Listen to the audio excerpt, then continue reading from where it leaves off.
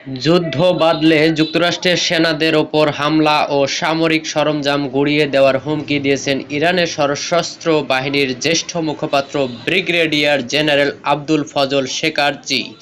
গতকাল বৃহস্পতিবার যুক্তরাষ্ট্রের প্রেসিডেন্ট ডোনাল্ড ট্রাম্প হুমকি দেন, ইরান তাদের শর্ত অনুযায়ী চুক্তি না করলে সামরিক ব্যবস্থা নেওয়া হবে। এর জবাবে ইরানের এই জেনারেল শুক্রবার ২৭ ফেব্রুয়ারি বলেছেন, যদি কোনো যুদ্ধ বাধে মার্কিন সেনা এবং তার সামরিক সরঞ্জাম ধ্বংস করা হবে।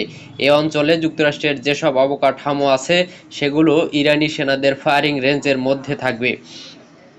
ট্রাম্পের হুমকি নিয়ে তিনি বলেন, ডোনাল্ড ট্রাম্প যে ঘন ঘন হুমকি ধামকি দিচ্ছেন তা কেবলই ফাঁকা আওয়াজ এবং আকাশকুসুম কল্পনা। মধ্যপ্রাচ্যে মার্কিন সেনাদের উপস্থিতি, যুদ্ধ জাহাজ, যুদ্ধ বিমান মোতায়েনের ওপর ইরান খুব কাছ থেকে নজর রাখছে বলেও জানিয়েছেন তিনি। ইরানের সামরিক বাহিনীর সত্যিকারের সক্ষমতা জানলে যুক্তরাষ্ট্র কখনো যুদ্ধের কথা বলতো না বলেও উল্লেখ করেন তিনি। ইরান তাদের ও সহযোগী সন্ত্রাসীরা উস্কানিমূলক কিছু করলে এর উপযুক্ত জবাব দেওয়া হবে বলেও জানিয়েছেন এই সেনা কমান্ডার। সূত্র তেহরান টাইমস।